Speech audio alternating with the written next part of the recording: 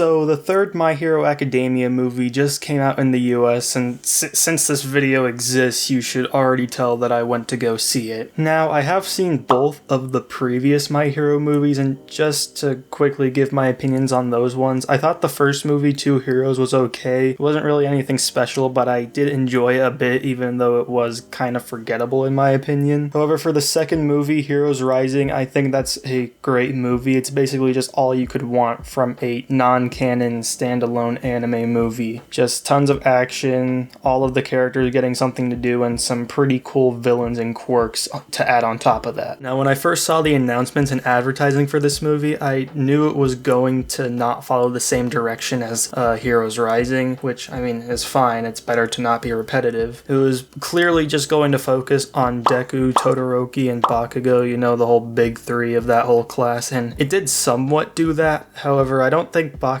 and Todoroki were that significant until really the last third of the movie, since the majority of it focuses on Deku and a completely new character by the name of Rhodey. And I didn't think I'd ever actually say this, but the non-canon character in this movie that it focuses on was surprisingly the best part of the movie to me. Rhodey is a very well-written and explored character that I really wish was a part of the actual, storyline. He's not a strong character by any means. His quirk, which I won't say because it's a big spoiler, but I will say it's, supposed to be useless for fighting and that kind of stuff. He's pretty much just a regular guy trying to get through everything before all this villainy and superhero big boom explosion firing squad shit just starts happening in his life. And it's just really cool to see him just grow throughout the entire runtime of the movie, because in all honesty, he was basically the main character of this movie. It really wasn't Deku, it was Rhodey. So for the story, you can already tell that I enjoyed it quite a bit. Another thing that I really liked was, just the action and really the animation in general. All the fights are fucking awesome to watch, and there's a few chase sequences too that are also really cool to see. Especially during the whole climax, the three main guys all got their own little fights, and they were really all amazing visually. My favorite one was definitely Bakugo. I don't know, he's just a perfect character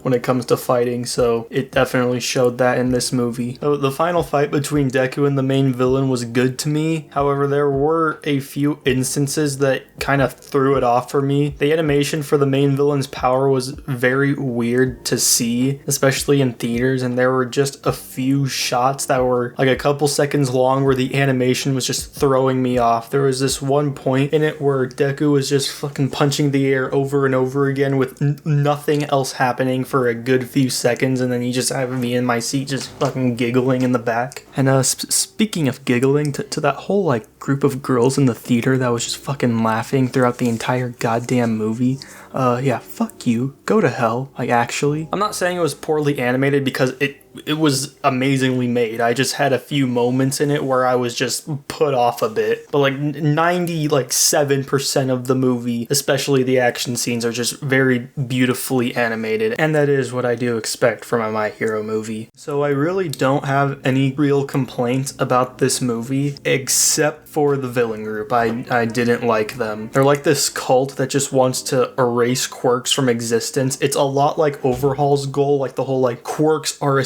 sickness, we have to get rid of all of them but instead of just popping some drug bullet in someone to get rid of their quirks, these guys just want to fucking kill everyone with quirks, aside from a few that they choose. My issue with them is specifically the main villain. The dude kind of just exists for the whole thing until he fights at the end. He just doesn't have anything really memorable about him. He doesn't have a personality. He does have something to do with Rhodey, however, it's not really enough to make me be like, oh man, this guy can, hold a finger to freaking Shigaraki or Overhaul or All for One. No, definitely not. Not even 9. And I get it's a non-canon movie. The villain doesn't need to be deeply explored or made into this super complex character, even though we did explore a non-canon character a lot in this movie. You don't have to make him all of that, but at least give him some sort of personality that just at least makes him memorable or likable. The guy is just boring. He's just one of those villains that just so happened to be in the way of the hero's goal despite not actually doing anything directly to them for the whole movie until the very end. The previous movie was honestly so much better in that aspect, though I did like one of the villains. It was the girl, like this one girl with like a bow and arrow. She was a total badass, but that was really the only reason why I liked her. She didn't actually do that much. So for the most part, the antagonists are like kind of lame and underwhelming and are pretty much there for no reason other than to give the hero somebody to fight. Even the final villains they fight in the end, aside from like the main one, they literally don't appear in the movie until that point in the story where they're going to fight the main cast. Like, I may be overly complaining about it, about some non-canon villains, but my favorite part of My Hero are the villains, so that's kind of why I'm talking about it this much. And I spent my money on this thing, so I can complain about whatever I want. Fuck you. But aside from all that, I don't really think I have much else to say about this movie. I think it's way better than the first one, and while it does some things better than Heroes Rising, I definitely think it's still a slightly better movie than this one. Which is not a knock on this one at all, I just think Heroes Rising does more things better than this movie. So with that being said, My Hero Academia World Heroes Mission is a 8 out of 10 movie for me, and I hope they keep making more of these films because they seem to do them very well. It's not at all the best anime movie I've ever seen. I don't even think it's the best My Hero movie, but it's very enjoyable. I'm definitely going to come back and watch this at some point, and yeah, that's really all I have to say.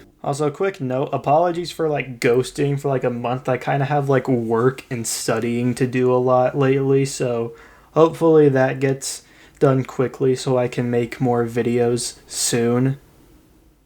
But yeah, bye-bye.